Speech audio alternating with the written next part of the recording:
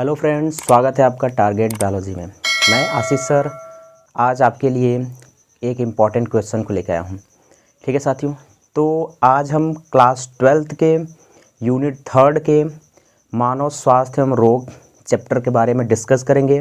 वहाँ से कुछ इम्पॉर्टेंट डिजीज़ पूछे जाते हैं क्लास 12th के यूपी बोर्ड एग्ज़ाम में, तो आज हम वहाँ से डिस्कस करेंगे। साथियों दोस्तों, यह सिर्फ यूपी बोर्ड के दृष्टिकोण से ही इम्पॉर्टेंट नहीं है। यह आप कोई भी क्लास में हो, किसी भी क्लास में हो, चाहे आप 9th में हो, 10th में हो, 11th में हो या आप 12th में हो, किसी भी क्लास में आप होइए, ठीक है, या आप कोई कम्पिटिटिव एग्ज़ाम की तैयारी कर रहे हैं, फिर भी यह लेक्चर आपके लिए क्या है, इम्पॉर्टेंट है। ठीक है दोस्तों, तो आइए आज हम देखते हैं कि डिजीज़ के बारे में आज हम देखेंगे कुछ वायरल डिजीज़। ठीक है, यानी मनुष्य में होने वाले कुछ वायरसों के द्वारा रोग हैं, उनको हम देखेंगे कि कौन कौन से ऐसे रोग हैं जो मनुष्यों में वायरस के द्वारा होते हैं। ठीक है साथियों, तो आइए आज शुरू करते हैं। यहाँ मैंने लिख रखा है कि ह्यूमन हेल्थ एंड डिजीज़, ठीक है, यानी मानव स्वास्थ्य और रोग।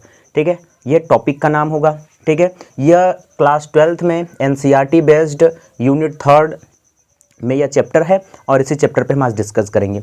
यहाँ पे साथियों मैंने 2 कॉलम बनाया हुआ है। ठीक है दोस्तों, एक कॉलम में हमने यहाँ रख रखा है वायरल डिजीज, यानी हम इसको कहेंगे, ठीक है, वायरस से होने वाला डिजीज, और दूसरे में हमने रखा है पैथोजन, और क्या है उसको रोगजनकता कहते हैं। ठीक है, यानी पैथोजन क्या है, जो वायरल डिजीज है, जो डिजीज है यानी जो रोग है उसका जनक यानी किसके कारण वह होता है, हम आपको यह बताएंगे। ठीक है, तो आइए देखते हैं। ठीक है, अगर हम बात करें नंबर 1 की बात करें, ठीक है दोस्तों, देख लीजिए यहाँ पे अगर हम पहले की बात करें तो पहला दे रखा है कॉमन कोल्ड, यानी हम इसको हिंदी में साधारण जुकाम कहते हैं। ठीक है, आप सभी को जुकाम होता होगा। ठीक है, आप सभी जुकाम से झेल चुके होंगे, जानते होंगे कि जुकाम कैसा होता है।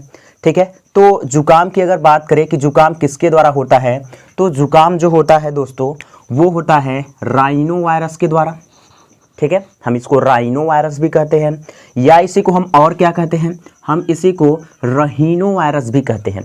ये तो आप सभी जानते हैं। ठीक है, कि या तो इसको हम राइनो वायरस कहेंगे या तो हम इसको कहेंगे रहीनो वायरस। ठीक है, अभी हम जिस पेंडेमिक से चल रहे हैं उसका नाम है कोरोना वायरस। उसका नाम क्या है दोस्तों, कोरोना वायरस है। ठीक है, और अगर आप कोरोना वायरस के सिम्पटम्स देखेंगे तो उनके जो सिम्पटम्स है वह साधारण जुकाम से मिलते जुलते ही हैं। ठीक है, आप देखेंगे डॉक्टर रमेश गुप्ता की जो किताब है, उस किताब में आप देखेंगे हेल्थ एंड डिजीज़ वाले चैप्टर में उन्होंने पहले ही लिख रखा है कि जो 75% डिजीज़ होता है वह किसके द्वारा होता है, वह राइनो वायरस के द्वारा होता है, और जो 25% डिजीज़ होता है यानी जो जुकाम होता है वह किसके द्वारा होता है, तो वह कोरोना वायरस के द्वारा होता है। आई होप कि आपको यह पहला समझ में आया होगा, साधारण जुकाम। ठीक है, अगर मैं आपसे बात करूं साधारण जुकाम यूपी बोर्ड में या अदर बोर्ड में या किसी एग्ज़ाम में कैसे यह पूछेगा, तो आपको एक क्वेश्चन दे देगा कि साधारण जुकाम को बताइए। 2 नंबर में या 3 नंबर में यह क्वेश्चन पूछ देगा। फिर आपको क्या बताना होगा, पहले आपको बताना होगा इसके रोगजनकता के बारे में। मैं यहाँ लिख दे रहा हूँ, छोटा सा मैं बना के लिख दे रहा हूँ। पहले आपको बताना होगा कि इसके रोगजनक कौन है। ठीक है दोस्तों, आपको पहले बताना होगा रोगजनक कौन है। फिर आपको बताना होगा कि इसका वाहक कौन है। वाहक लिख सकते हैं या आप लिख सकते हो कि इसका स्थानांतरण कैसे होता है। आप इसको वाहक लिखिए या आप क्या लिख सकते हैं, स्थानांतरण लिख सकते हैं। ट्रांसमिट कैसे होता है, यानी यह एक व्यक्ति से दूसरे व्यक्ति में कैसे फैलता है। ठीक है, उसके बाद तीसरे की बात करें तो तीसरे को आपको क्या बताना है, आपको बताना है इसके क्या क्या लक्षण हैं। आपको बताना है कि इसके क्या क्या है लक्षण है, कौन से लक्षण हमको दिखाई देते हैं। ठीक है, हम साधारण जुकाम की नहीं बात कर रहे हैं, हम हर रोग की बात कर रहे हैं। हर रोग में ही आपको ये हेडिंग बना के लिखनी है। ठीक है दोस्तों, अब हम उसके बाद बात करें तो जब लक्षण हो गया तो अब हम लक्षण के बाद क्या करें, प्रिकॉशन लेंगे, यानी हम कहेंगे अब बताइए रोकथाम कैसे होगा। रोकथाम क्या क्या इसका है, यानी अब इस रोग के रोकथाम क्या क्या है, यानी हम इससे बचे कैसे। ठीक है, हमें यह रोग हो ना तो इसके लिए हम क्या क्या रोकथाम करें। ठीक है, अब लास्ट हेडिंग जो आ जाती है वो आ जाता है उपचार। लास्ट क्या आ जाता है, उपचार आ जाता है। यानी कि इस रोग से बचने के लिए हम क्या ट्रीटमेंट करें। ठीक है, तो आपको ये 5 हेडिंग के थ्रू आपको क्या करना होगा, बताना होगा कि क्या क्या होता है। जैसे मैं एक बता दे रहा हूँ, अगर बात किया जैसे कॉमन कोल्ड आपसे पूछ लिया, तो कॉमन कोल्ड को हम क्या बताएंगे, हम कॉमन कोल्ड को कहेंगे कि कॉमन कोल्ड का जो रोगजनक है वह क्या है, वह है राइनो वायरस या रहीनो वायरस, हम बता देंगे। अब उसके बाद अगर बात किया जाए वाहक इसका क्या है, तो इसके जो वाहक होते हैं वह इन्फेक्टेड पर्सन होता है। जैसे मैं इन्फेक्टेड पर्सन हूँ और आप एक व्यक्ति हैं, आप मेरे टच में, मैं इन्फेक्टेड हूँ, जब मैं खांसूंगा या जब मैं छींकूंगा तो मेरे खांसने और छींकने से कुछ बूंद जैसी संरचना निकलती है। ठीक है, वह उस जैसे ही आप उस ड्रॉपलेट के टच में आएंगे या वह जो ड्रॉपलेट है वह आपके ऊपर जैसे ही पहुंचेगा तो उस केस में आपको क्या होगा, जुकाम होने के चांसेस हैं। और ये अटैक कहाँ करता है, तो यह अटैक करता है आपके जो नेसल मार्ग है या जो आप कह सकते हैं जो श्वसन मार्ग है, वहाँ पे यह क्या करता है, आक्रमण करता है। ठीक है दोस्तों, और अगर बात करें इसका जो इंक्यूबेशन पीरियड होता है, यानी यह कितने दिनों में अपने लक्षण को प्रकट करता है, शो करता है, तो हम कहते हैं 2 to 3 डेज या 1 वीक कह सकते हैं। कितना कहते हैं साथियों, 2 to 3 डेज कहते हैं या 1 सप्ताह हम कह सकते हैं। अगर वही कोरोना वायरस की आप बात करेंगे तो इसको कितना हो जाता है साथियों, लगभग 14 दिन, लगभग 14 दिन में यह क्या करता है, अपने लक्षण को प्रकट करता है। अभी आप देखे होंगे पैंडेमिक चल रहा है, तो लॉकडाउन के थ्रू क्या होता था, जब लोग सिटी से गांव की तरफ आते थे तो उनको 14 दिन क्या किया जाता था, क्वारंटाइन किया जाता था, जिससे कि उनको यह पता चल सके कि उनके अंदर कोरोना का लक्षण है कि नहीं है। ठीक है, तो ये रहा पहला डिजीज। मुझे आशा है, मैं विश्वास करता हूं कि आपको यह जो पहला रोग है समझ में आया होगा। यह जो मैंने आपको पॉइंट्स बता दिए कि कैसे लिखना है, ये आपको समझ में आया होगा। ठीक है, आपको हर डिजीज में ऐसे ही करना है। ठीक है, आइए नंबर 2 की बात करते हैं। नंबर 2 की बात करें तो नंबर 2 को हम क्या कहते हैं दोस्तों, नंबर 2 को हम कहते हैं डेंगू बुखार कहते हैं, या इसी को हम कहते हैं हड्डी तोड़ बुखार कहते हैं। क्या हम कहते हैं इसको हम कहते हैं डेंगू बुखार कहते हैं, या इसी को हम दोस्तों कहते हैं हड्डी तोड़ बुखार कहते हैं। अब अगर बात करें यह डेंगू बुखार या हड्डी तोड़ बुखार जो है यह किसके द्वारा होता है, तो आइए देख ले रहे हैं यहाँ पे हम, यहाँ लिखा गया है अरबो वायरस। किसके द्वारा, अरबो वायरस कहते हैं उसको, या हम उसको देख ले, हम उसको कहते हैं डेंगू का वायरस। ठीक है, अरबो वायरस के द्वारा या डेंगू के वायरस के द्वारा क्या होता है, हमको होता है डेंगू। ठीक है, डेंगू होता है। अब आपको फिर से वही चीज़ें बतानी है। अब रोगजनक हो गया डेंगू का वायरस या अरबो वायरस, वाहक क्या है इसका, इसके लक्षण क्या है, इसके रोकथाम क्या है, इसके उपचार और नियंत्रण क्या है। ठीक है, आइए अगले की बात करते हैं। अगला है हिपेटाइटिस है। नंबर 3 क्या है दोस्तों, हिपेटाइटिस है। ठीक है, हिपेटाइटिस को हम जॉइंटिस भी कहते हैं। हिपेटाइटिस की अगर बात करें तो हिपेटाइटिस जो होता है वह हिपेटाइटिस वायरस के द्वारा होता है। अब अगर हिपेटाइटिस वायरस की बात करें तो हिपेटाइटिस वायरस के डिफरेंट वेरिएंट्स हैं, आप कह सकते हैं। जैसे कोरोना के वेरिएंट्स हैं, डेल्टा वेरिएंट्स हैं। ठीक है, और कौन है भाई, एक आप ओमिक्रॉन आप देख सकते हैं, ये उसके वेरिएंट्स है। इसी तरीके से हिपेटाइटिस के भी आप देख लीजिए, HA भी लिखा गया है, यानी हिपेटाइटिस ए वायरस। HB भी लिखा गया है, हिपेटाइटिस बी वायरस। HC भी लिखा गया है, हिपेटाइटिस सी वायरस। HD भी लिखा गया है, हिपेटाइटिस डी वायरस। HE भी लिखा गया है, हिपेटाइटिस ई वायरस। ठीक है दोस्तों, इतनी बात समझ में आई। आइए नंबर 4 की बात करते हैं। अगर नंबर 4 की बात करें दोस्तों तो देखिए यहाँ पे लिखा गया है रेबीज या हाइड्रोफोबिया। ठीक है, रेबीज या हाइड्रोफोबिया।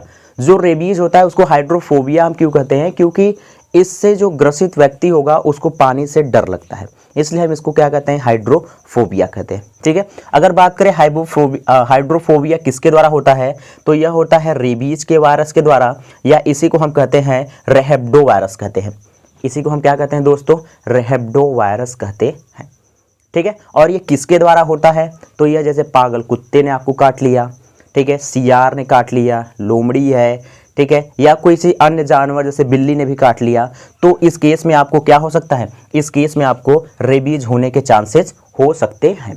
ठीक है दोस्तों, आइए अगले के क्रम पे चलते हैं। अगले के क्रम पे कह रहा है पोलियो, कह रहा है। ठीक है दोस्तों, अगले के क्रम पे क्या कह रहा है, पोलियो कह रहा है। पोलियो से आप सभी परिचित होंगे। ठीक है, अगर पोलियो की बात करें तो पोलियो के, ठीक है, जो रोग जनकता है उसको हम कहते हैं पोलियो का वायरस कहते हैं। ठीक है, पोलियो के वायरस के द्वारा हमको क्या होता है, पोलियो होता है। ठीक है, अगर पोलियो की बात करें, अगर पोलियो के वैक्सीन की बात करें तो पोलियो के वैक्सीन को हम क्या कहते हैं, हम पोलियो के वैक्सीन को कहते हैं OPV कहते हैं, OPV। OPV का फुल फॉर्म क्या हो जाता है, ओरल पोलियो वैक्सीन। ठीक है दोस्तों, ओरल पोलियो वैक्सीन हो जाता है। ठीक है, इस वैक्सीन को लगाया जाता है, यानी ये टीका होता है जिसको हम क्या करते हैं, आप देखेंगे प्रति माह या 6-6 महीने पर पोलियो की 2 बूंद की दवा पिलाई जाती है। ठीक है, आइए अगले क्रम पर चलते हैं। अगला क्या कर रहा है, अगला कह रहा है चिकनगुनिया कह रहा है। जो चिकनगुनिया होता है यह चिकनगुनिया के वायरस के द्वारा होता है। ठीक है, एकदम सिंपल है। आइए आगे चलते हैं, अगले क्रम पे चलते हैं। हम अगले क्रम पे चलेंगे तो अगले क्रम पे 7वें क्रम पे क्या कह रहा है, छोटी माता कह रहा है। छोटी माता को हम अंग्रेजी में स्मॉल पॉक्स कहते हैं। छोटी माता को हम क्या कहते हैं, स्मॉल पॉक्स कहते हैं। अगर स्मॉल पॉक्स की बात करें तो जो स्मॉल पॉक्स होता है यह होता है वेरियोला वायरस के द्वारा होता है। किसके द्वारा होता है दोस्तों, वेरियोला वायरस के द्वारा होता है। ठीक है, ध्यान दीजिएगा, वेरियोला वायरस। आइए नेक्स्ट क्रम पर चलते हैं हम। अगर नेक्स्ट क्रम की बात करें, नेक्स्ट क्रम पे हम आ जाएंगे 8वें की बात करें तो 8वें में क्या कह रहा है, 8वें में कह रहा है बड़ी माता या इसी को हम चेचक कहते हैं। बड़ी माता या इसी को हम क्या कहते हैं, चेचक कहते हैं। ठीक है, अगर चेचक की बात करें दोस्तों, चेचक को इंग्लिश में हम चिकन पॉक्स कहते हैं। और चेचक की बात करें, चेचक किसके द्वारा होता है, तो वेरिसेला जोस्टर के द्वारा होता है। किसके द्वारा होता है, वेरिसेला जोस्टर के द्वारा होता है। इसी को हम और क्या कहते हैं, आप देखें बड़ी माता, गांव में आप देखे होंगे। ठीक है, बड़ी माता छोटी माता के आप केसेस देखे होंगे। ठीक है, तो ये किसके द्वारा होता है, एक वायरस है, वायरस का नाम क्या है, वेरिसेला जोस्टर है। ठीक है दोस्तों, आइए नेक्स्ट क्रम पर चलते हैं।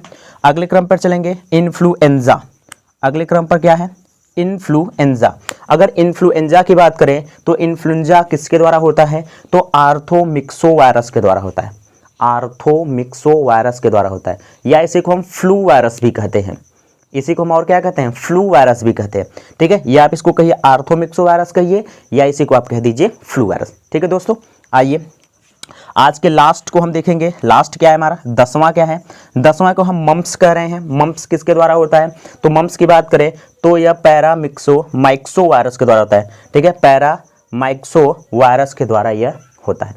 ठीक है दोस्तों, तो यह रहे मानव में होने वाले वायरसों से 10 रोग और उनके रोग जनकता। ठीक है, इसी तरीके से अगले लेक्चर में हम लोग क्या पढ़ेंगे, जीवाणु से होने वाले रोग, किसमें, तो मानव में। ठीक है, नेक्स्ट लेक्चर में मैं आपको बता दूंगा कि जीवाणु से भी 10 मैं दे दूंगा। ठीक है, आप देख लीजिए 10 आप इधर पढ़ लीजिए वायरस से, 10 पढ़ लीजिए बैक्टीरिया से, उसके बाद 1, 2, 3 मैं आपको पढ़ा दूंगा प्रोटोजोआ से, एक आग पढ़ा दूंगा निमेटोडा से, प्लेटीहेलमिन्थेस से पढ़ा दूंगा, एस्कैरिस से पढ़ा दूंगा। यानी कुल मिला जुला कर मैं आपको लगभग 25 से 30 डिजीज़ के आसपास में पढ़ा दूंगा, और जिससे कि एक भी क्वेश्चन आपके यूपी बोर्ड या किसी अदर बोर्ड से जो क्वेश्चन आएगा डिजीज से, एक भी क्वेश्चन आप छोड़कर नहीं आएंगे। ठीक है, अगर आपको कुछ इंपॉर्टेंट चीज़ें जाननी है तो चैनल से बने रहिए, चैनल को सब्सक्राइब कीजिए। अगर वीडियो अच्छा लग रहा है तो वीडियो को शेयर भी कीजिए, लाइक कीजिए, कमेंट करिए। ठीक है, आज के लिए बस इतना ही। मिलेंगे हम अगले लेक्चर में। अगले लेक्चर में मैं आपको क्या पढ़ाऊंगा मैं आपको बता दे रहा हूँ। अब मैं पढ़ाऊंगा आपको जीवाणु के द्वारा मानवों में होने वाले रोग। ठीक है दोस्तों, तो आज के लिए बस इतना ही। मिलते हैं अगले लेक्चर में, तब तक के लिए धन्यवाद।